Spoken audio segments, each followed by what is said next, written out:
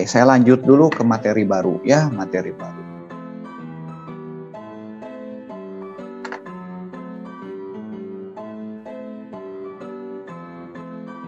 Saya buka pertemuan ke-11. 11 ya. Ini cerita normalisasi ya. Saya bahas cepat, nanti saudara bisa lihat videonya udah di sana ya.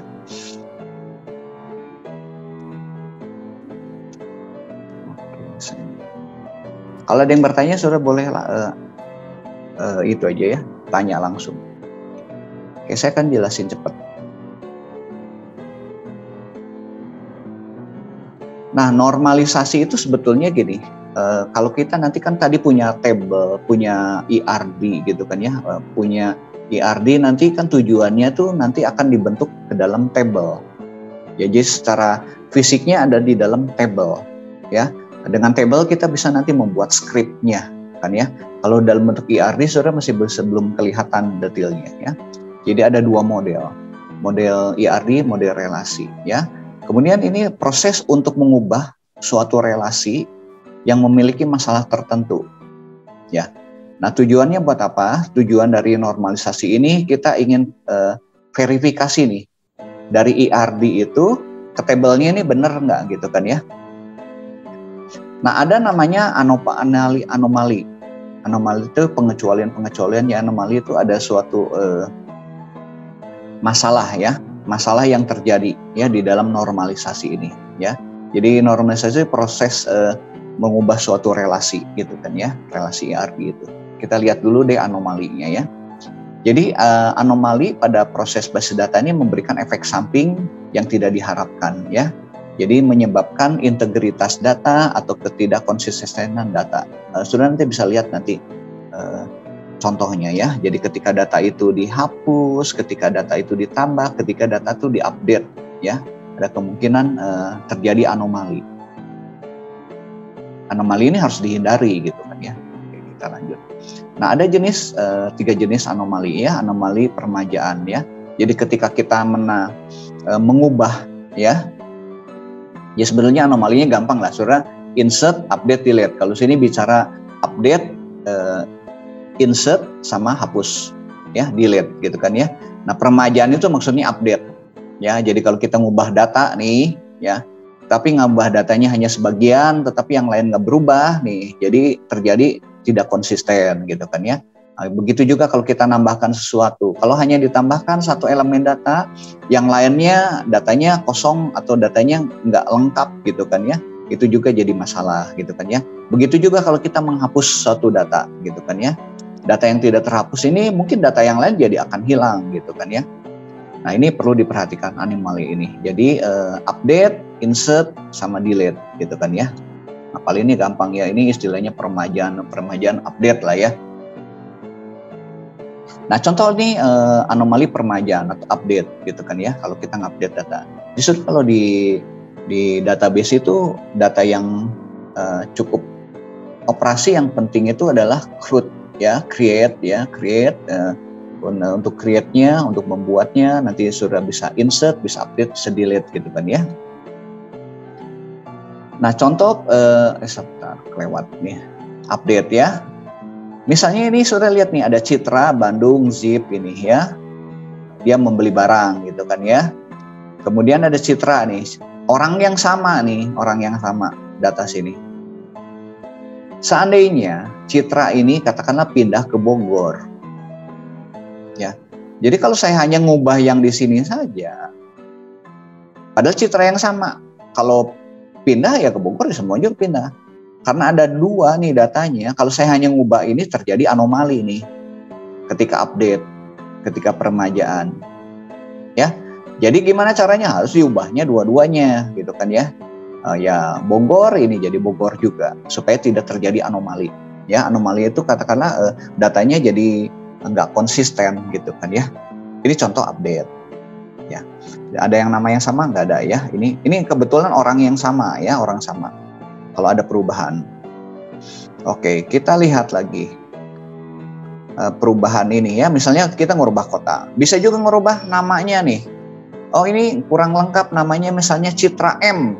Ya di sini juga diubah jadi citra M juga gitu kan ya supaya konsisten. Karena menunjuk orang yang sama. Saya lanjut ya. Contoh anomali penyisipan juga. Misalnya saya mau nambahkan nih ada katakanlah ruang Arjuna ya.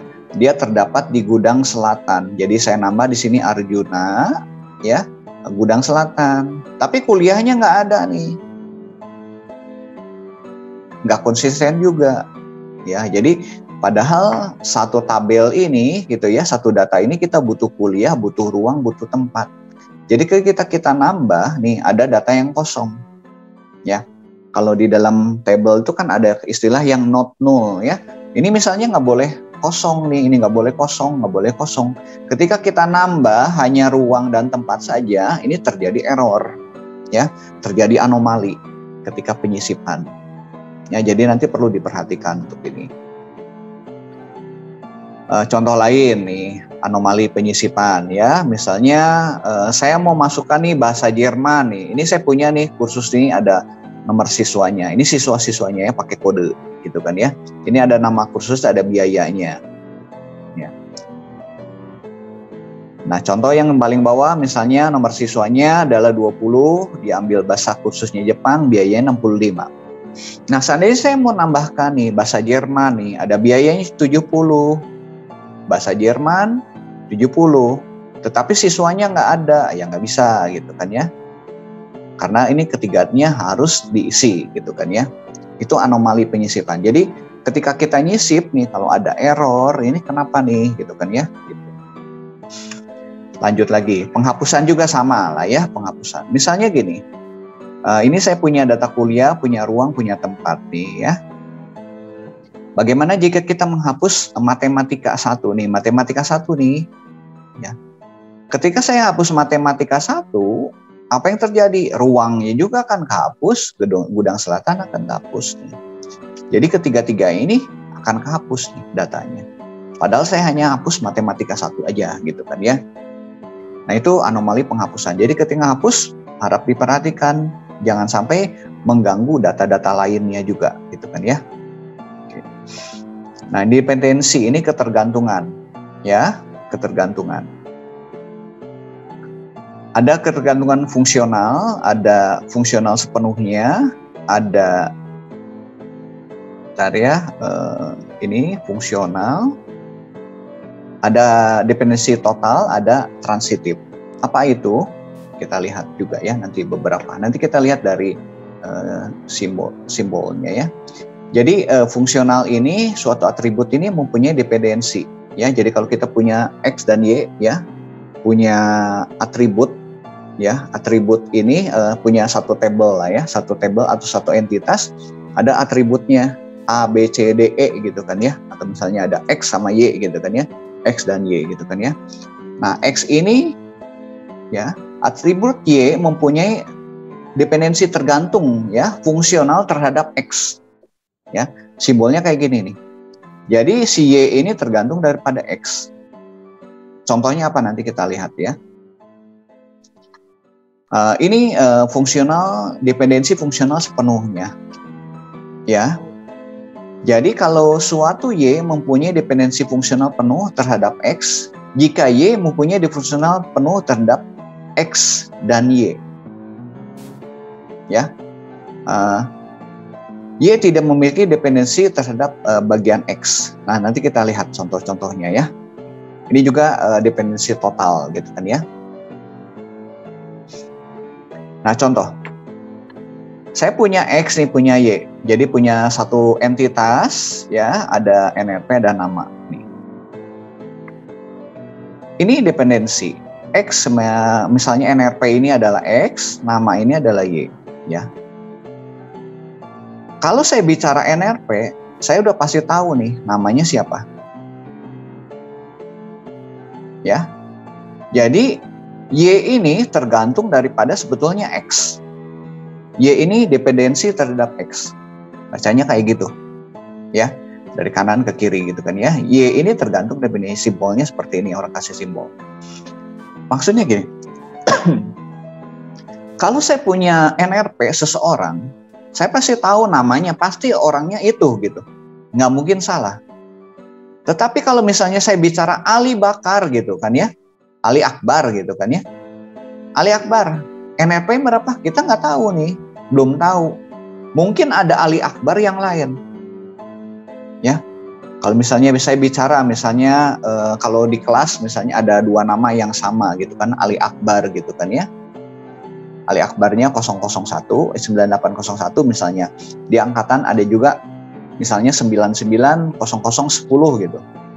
Ketika saya bicara Ali Akbar yang mana gitu. Nggak bisa tahu ke belakangnya gitu kan ya. Tapi kalau misalnya saya bicara NRP, pasti namanya itu. Ya, nggak mungkin salah gitu kan ya. Itu fungsional dependensi gitu kan ya. Bagian yang terletak sebelah kiri tanda panah ini penentu, ya, determinan. Ya, bagian kanan ini sebelah kanan ini tergantung, ini dependen. Ini determinannya, ini dependen istilahnya ya. Sudah nanti bisa dihafalin lah ya. Ini determinan, penentunya dependen, tergantung. Ya. Oke, lanjut. Contoh lain. Saya punya mata kuliah, punya NIM, ya, punya mahasiswa, punya indeks nilai, ya.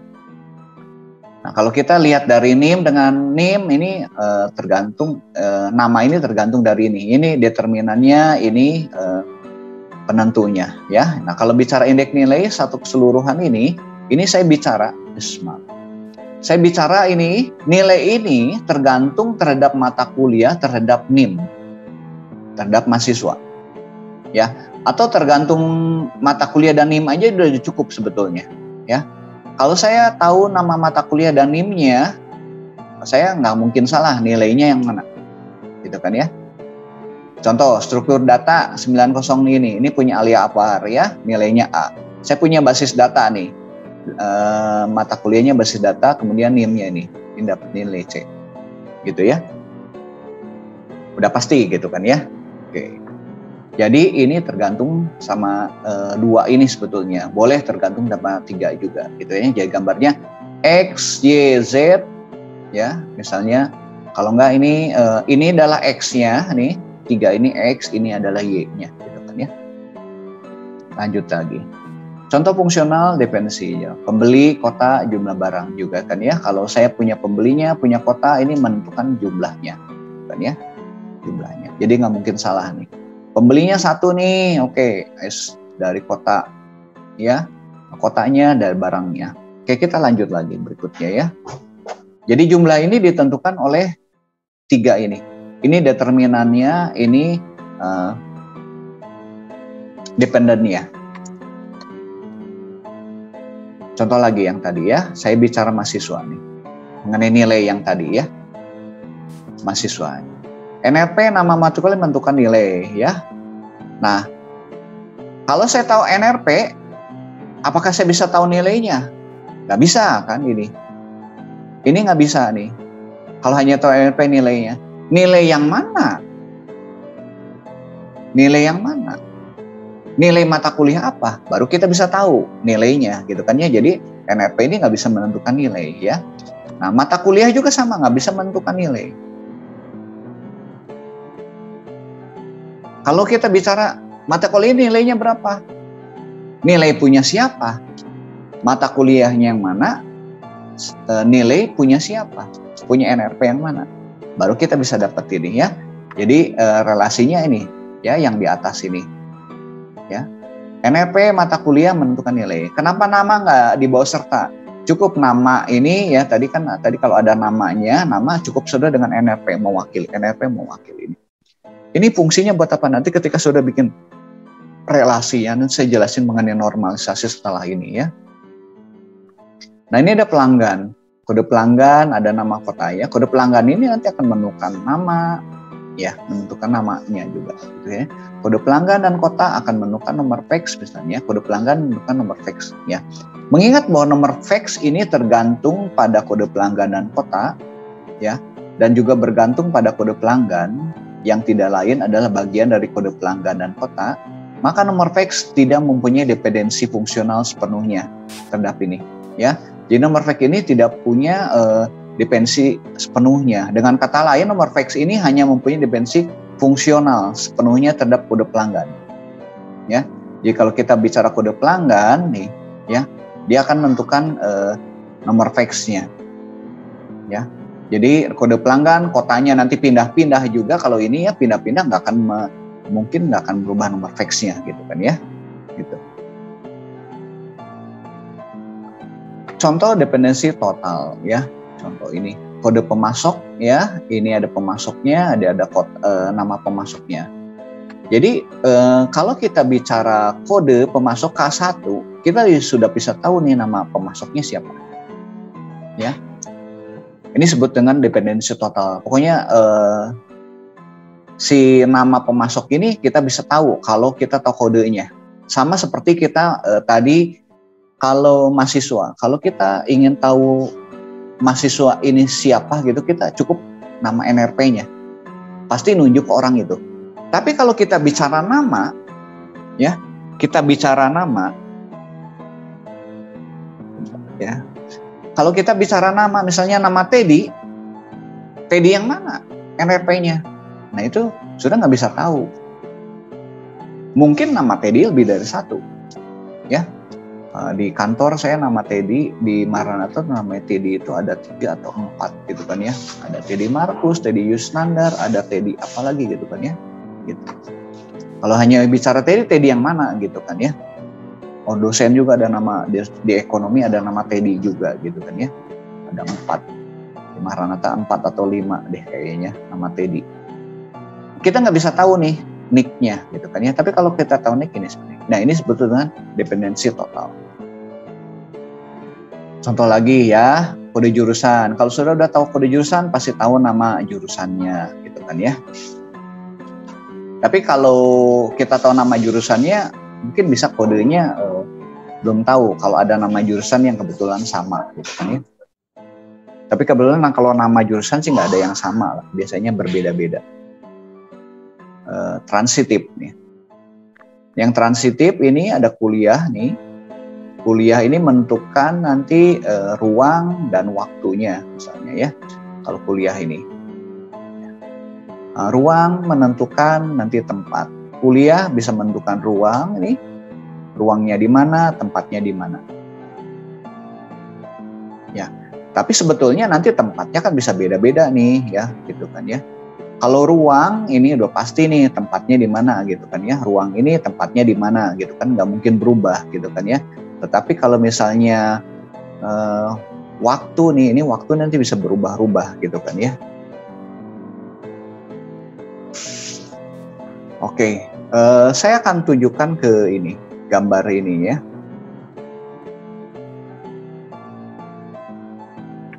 Nah, ini contoh misalnya ya. Ini saya bicara langsung ke diagram fungsionalnya. Diagram dependensi fungsionalnya diagram digunakan untuk menggambarkan dependensi ketergantungannya secara fungsional. Nah, diagram ini menunjukkan hubungan antara atribut yang menjadi penentu atribut lain dengan hubungannya. Nanti keperluannya ketika kita bikin entitas ya, menentukan entitas. Contoh ya, saya punya ini ada NIM, ada nama, ada program studi. Saya akan melakukan dekomposisi. Ini proses dekomposisi itu memecahkan dari satu relasi ya, menjadi 2 relasi atau lebih. Nah, perlu diperhatikan ketika kita dekomposisi ini tak hilang, artinya bahwa tidak ada informasi yang hilang saat dipecah. Nah, saudara kalau lihat ini sebetulnya ada 2 bagian nih. Ada yang bicara namanya ini mahasiswa, ada bicara program studinya.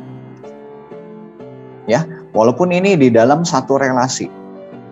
Ya, jadi kalau ada seperti ini kita perlu pecah. Ya, pecahnya namanya dekomposisi gitu kan ya. Nah, perlu diperhatikan ketika kita dekomposisi nggak boleh ada data yang hilang. Contoh ya, misalnya saya mau mecah nih ini. NIM nama ini. Nah, kalau NIM nama saya pecah ini jadi satu bagian ya, ini satu bagian. NIM nama. Kalau udah NIM saya bisa tahu namanya ya, namanya oke sini ya. Ini juga kalau saya pecah NIM NIM-nya ini dengan program studi. Ya. Tadi yang dependensi itu fungsinya buat gini ya, ketika kita memecah ya, nanti akan kita gunakan di dalam normalisasi. Nah, NIM program studi. Ada yang hilang nggak datanya?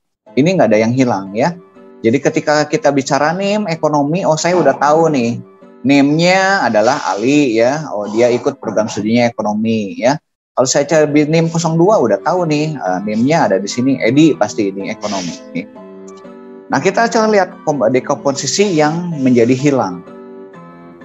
Ya, menjadi hilang datanya. Kalau saya pecah gini, 01 ini adalah Ali, ya ini Edi, ini sama persis seperti ini. 03 ini Ali juga, ya. Lihat saudara, perhatikan ada alinya yang alinya ada yang sama nih. Ya, ada alinya yang sama. Masalahnya ada yang sama. Satu yang 95001, satu lagi 95003. Ya, kalau kita lihat di sini juga sama nih, ada alinya yang sama. Ya, sama. Nah, kalau saudara memecah menjadi modelnya seperti ini, ya, tadi kan NIM nama program studi saya pecah jadi gini. Ini adalah yang betul. Nah, ini yang salah. Ini NIM dengan nama, kemudian nama dengan program studi. Jadi ketika kita bicara seperti ini yang terjadi anomali. Ya, ada yang hilang. Saya bicara Ali yang Ali ambil program studi. Ali yang mana? Karena alinya ada Ali yang 9001, ada 95003. Begitu juga kita bicara Ali yang ambil program studi ini. Ini ada yang hilang. Nah, kita nggak boleh membuat pemecahan model seperti ini. Ya. Akibatnya nanti ketika kita mau ambil Ali bisa salah nih. Bisa Ali yang ini, bisa Ali yang ini. Ya. Nah, yang betul yang ini. Ini contoh dekomposisi. Nah, itu yang saya bahas, teman-teman. Masih ada satu lagi sebentar. Saya bahas mengenai normalisasinya dulu ya. Jadi ini pentingnya buat apa? Kalau desain basis data ada praktikumnya nggak, teman-teman? Ada, Pak. Ada ya. Udah nyampe sini belum ke normalisasi? Praktikumnya udah nyampe normalisasi belum? Praktikumnya sama siapa dosennya?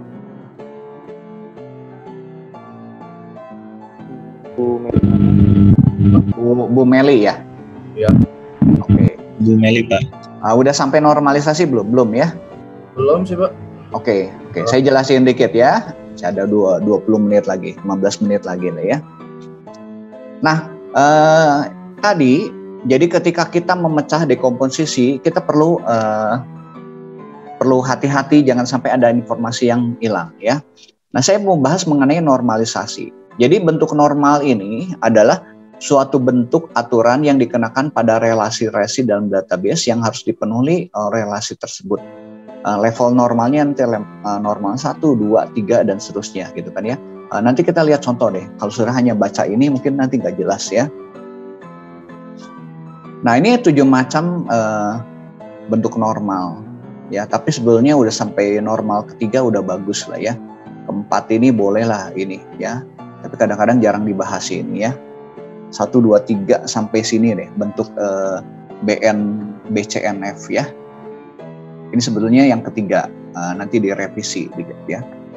Nah, kita lihat contoh deh ya, lihat contohnya. Nah, bentuk normal yang pertama ya, suatu relasi dikatakan bentuk normal pertama jika dan hanya jika setiap atribut itu bernilai tunggal. Ya, bernilai tunggal. Ini yang perlu sudah catat. Ya, bernilai tunggal. Nanti kita lihat contohnya.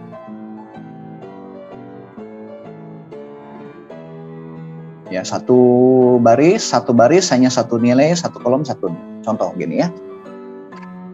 Sudah suka lihat kalau misalnya di bond seperti gini ya. Saya punya tabel seperti ini.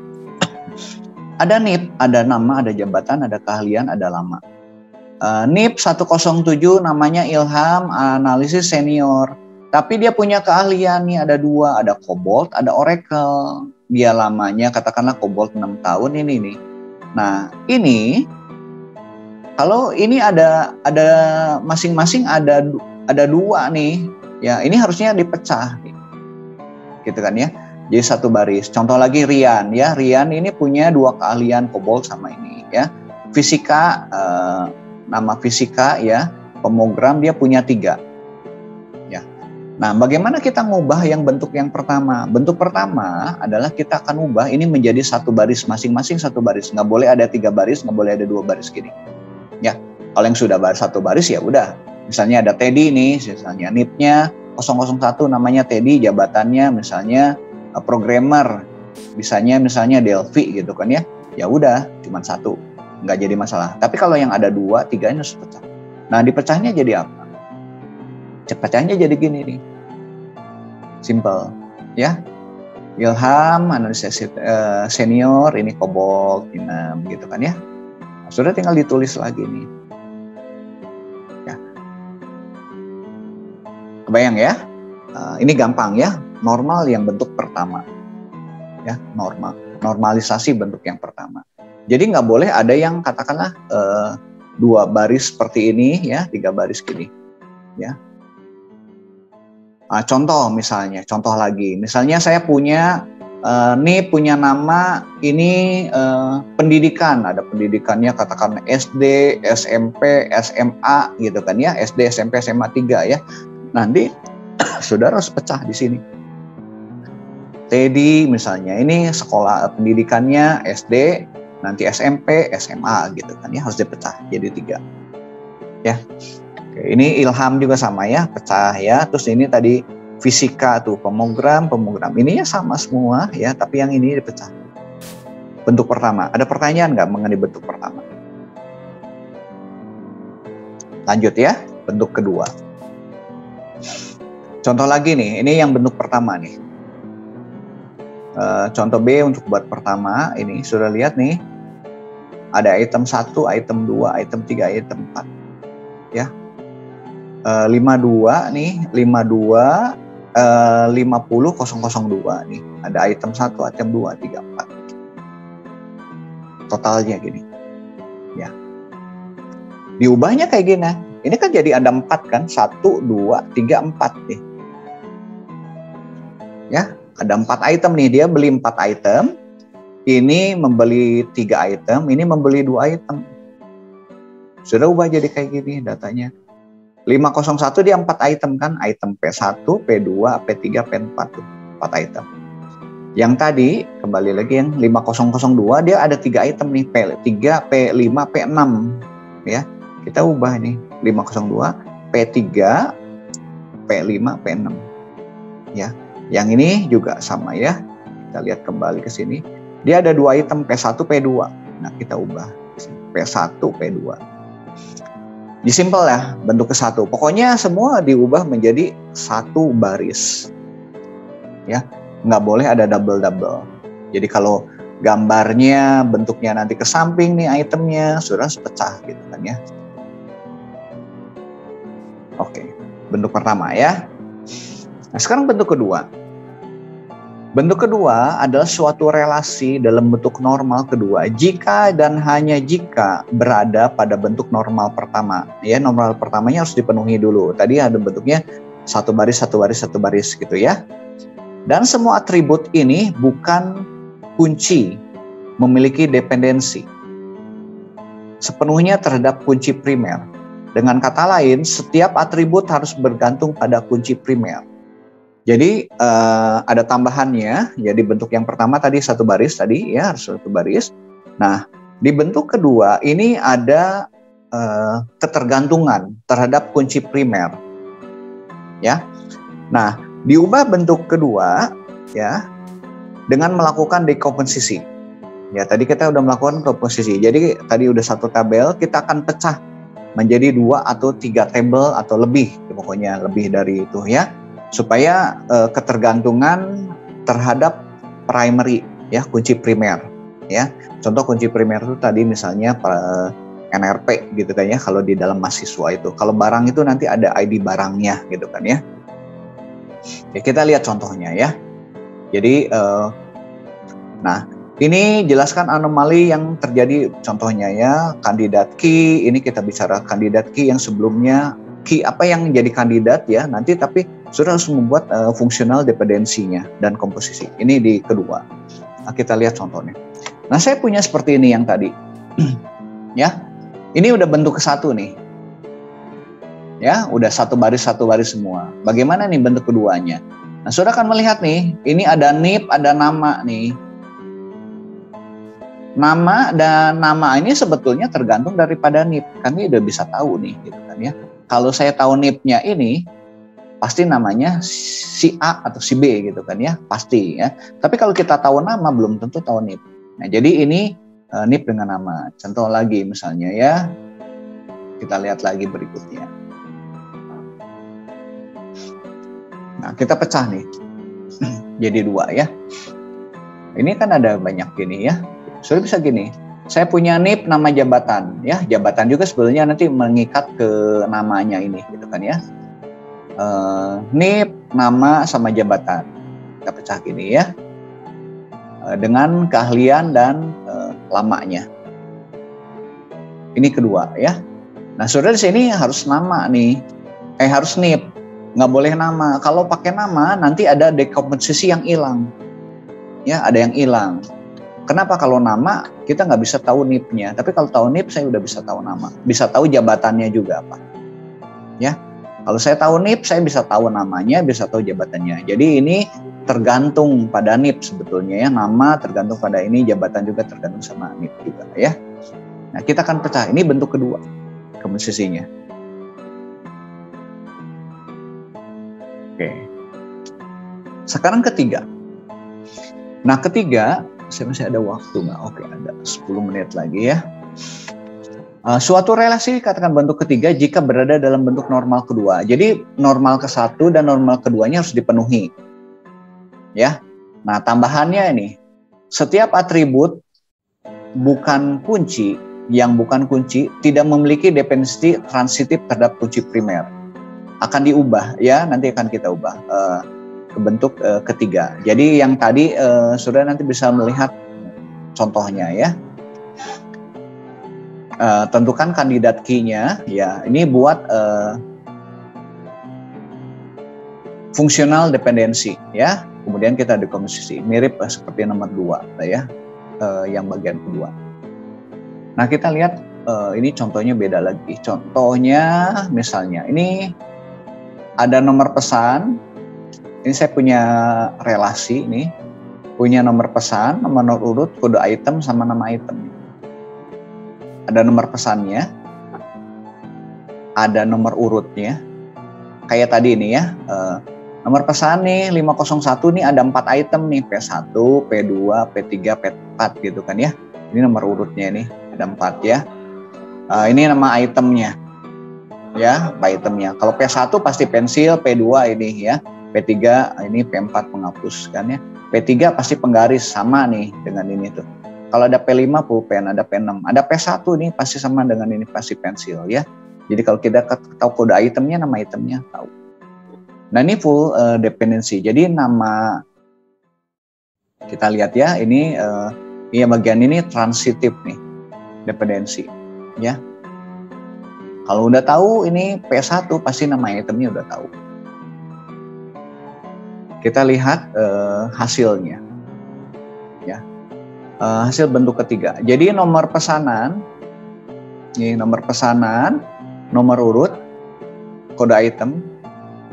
Ya.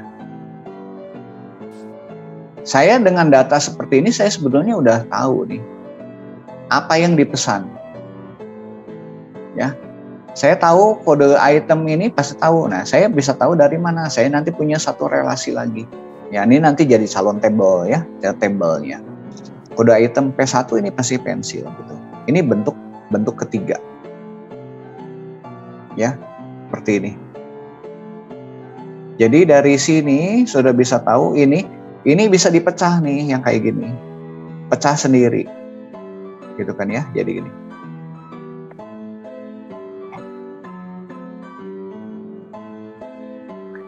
Nah, ini bentuk yang ketiga, revisinya ya, diberi nama Boyce Code ya.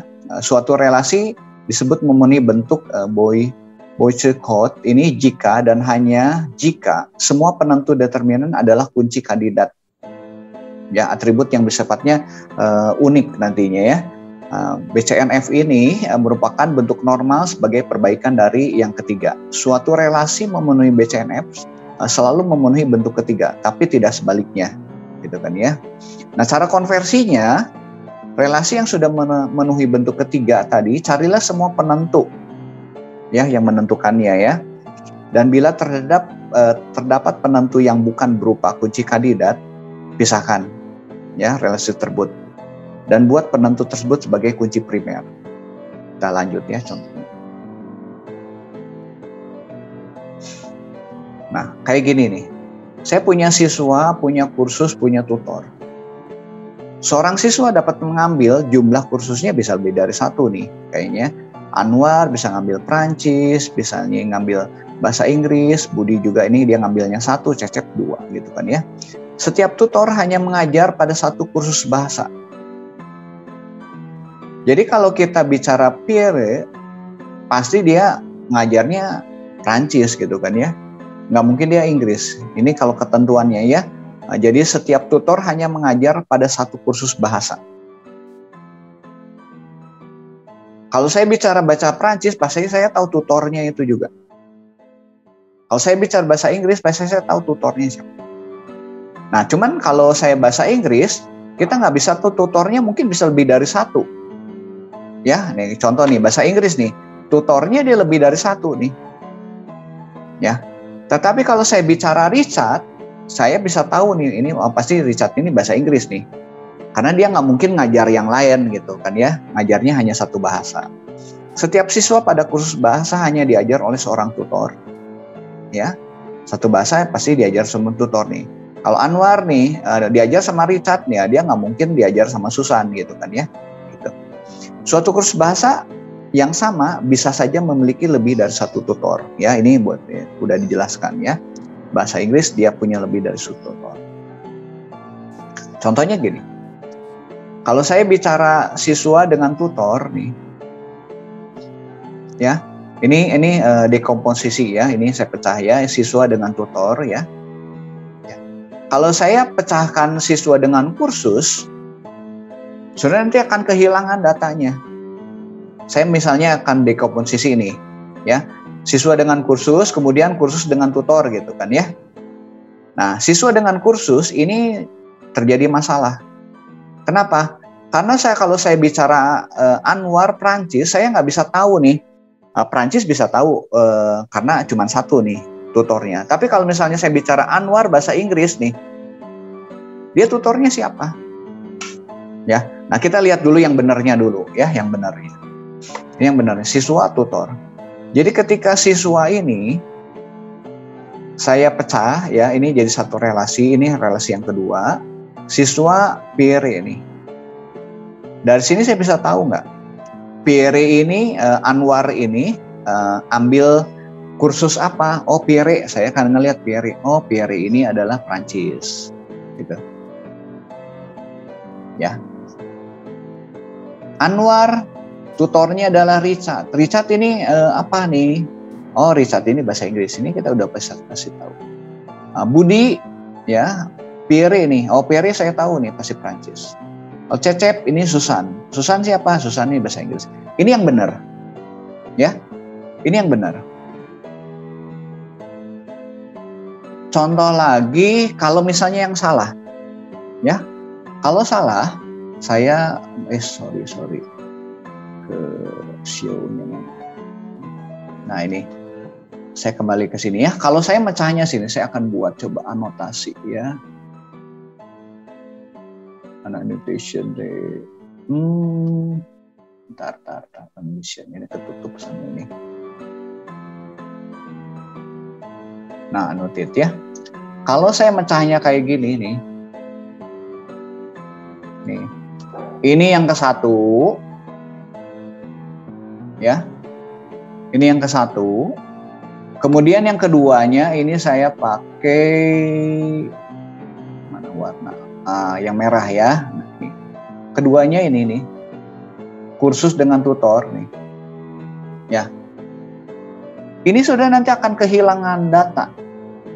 Kalau saya bicara siswa bahasa Prancis gitu kan. Oh, saya tahu kursusnya bahasa Prancis. Cuman tutornya siapa? Oh, kalau bahasa Prancis cuma satu nih, pasti tahu nih, Pierre nih, nggak masalah. Nah, yang masalah adalah di sini, bahasa Inggris yang di sini. Ya. Anwar bahasa Inggris, saya pengen tahu nih tutornya siapa nih, bahasa Inggris. Karena tabelnya ini kursus ini ya, ada 2 nih, bahasa Inggrisnya ada 2. Jadi kalau saya bicara bahasa Inggris, dia akan kesulitan. Bahasa Inggris ini tutornya siapa? Mungkin Richard, mungkin Susan. Nah, jadi kita nggak boleh ada komposisinya model yang ini, hijau sama yang merah. Harusnya bentuknya seperti ini. Ya, yang tadi. Ini yang salah ya, yang salah. Supaya saudara tahu. Oke, saya clear aja dulu. Tutup. Harus di clear dulu deh, kalau nggak nanti hilang. Itu clear dulu. All drawing. Oke, saya lanjut ya, sedikit lagi. Ntar annotate-nya saya close. Nah, ini yang benarnya, nanti saudara bisa baca ya. Oke, ini contoh lagi juga. Nanti bisa dilihat ya ininya. Ya. Ini punya nomor induk siswa ya. Ada majornya ya, ada advisornya, ada nilainya juga ya. GPA-nya ya, IPK lah gitu kan ya. Nah, ini menentukan di sini ya ini. Ya. Kemudian yang advisor ya, advisor sama ini sebetulnya cukup dari SID aja ya. Jadi sudah bisa pecah gini. SID major ya. Nanti SID dengan advisor dengan ini ya, jadi kita ini bikin satu ya. Relasi yang kedua adalah SID advisor major ya, kayak gini. Ini contoh bentuknya yang A. SID advisor major ya, advisor majornya dia pecahnya modelnya kayak gini ya. Kalau ini pecahnya gini, SID major ya. Ini SID sama advisor major ya. SID advisor major ya. Saya kalau tahu advisornya ya, advisornya major nih. Majornya siapa udah saya bisa tahu. Ya. Saya tahu student ID, advisornya saya tahu bisa majornya siapa. Ya, jadi ini nanti saudara nanti akan bermain logika sebetulnya ya, bermain logikanya, ya. Jadi kalau udah tahu kita mana determinan, ya, mana yang penentu, mana yang ditentukannya, udah enak ya kayak gitu. Kita ini contoh yang keempat nih, bentuk keempat. Ini bentuk keempat ini sifatnya ketergantungan banyak nilai ya, multi value dependency. Contoh ya, course nih kayak gini nih, ya. Saudara ini kan manajemen, course-nya manajemen, instrukturnya ini bisa 3 nih, ya. Textbooknya bisa 2. Finance misalnya Gray ini, textbooknya ini, ya. Nah ini nanti harus dipecah nih, ya, pecah. Manajemen white ini drug, jadi gini. Manajemen white drug, manajemen white Peter, manajemen green drug, manajemen green Peter. Mana ini gitu ya, pecah-pecah ya itunya. Nanti jadi banyak nih kayak gini. Manajemen green drug, manajemen green Peter, manajemen black ini. Finance grey John, finance grey ini ya. Ini bentuknya yang ketiga plus itu ya, atau BCNF ini. Ya kalau sudah punya data sudah seperti nanti kita di praktikum sudah ada latihan-latihannya ya. Ini hasil keempat. Ya. Dari yang sini ya.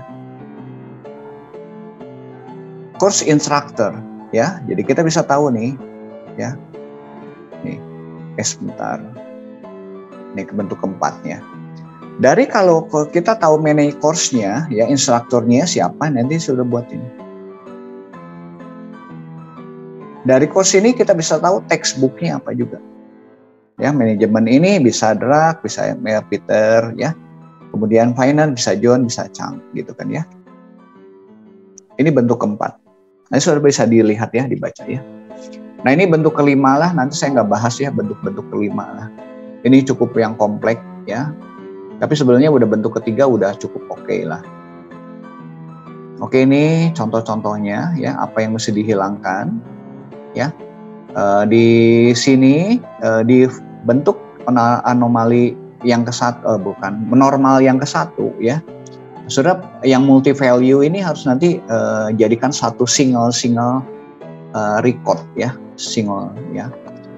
Nanti yang di bentuk kedua kita akan hilangkan yang parsialnya ya, yang tergantung gitu kan, nanti akan dipecah ya, dekomposisi ya. Nah, yang bentuk ketiga sudah hilangkan yang transitifnya. Ya. Juga ini sama, anomali ini nanti akan dibentuk Boyce code ini ya, BCNF ini ya, akan menghilangkan anomali ini ya. Nah, bentuk keempat ini menghilangkan multi value dependency keempat ya. Kelima ini juga menghilangkan anomalinya ya. Ya, kira-kira sampai sinilah kira-kira bentuk keempat lah ya. Oke, 3 atau 4 nih udah cukup lah. Oke, ini yang saya bahas hari ini. Sudah nanti karena ini waktunya terbatas, nanti kita latihan-latihan, sudah bisa latihan dari praktikum ya. Nanti saya coba minggu depan saya bahas detail ini ya, karena mengingat waktu. Oke, ini waktunya sudah habis. Teman-teman, nanti ada daftar hadir, nanti dicatat juga. Daftar hadir ada di sana, kodenya adalah 100521. Saudara isi di Google Classroom-nya ya.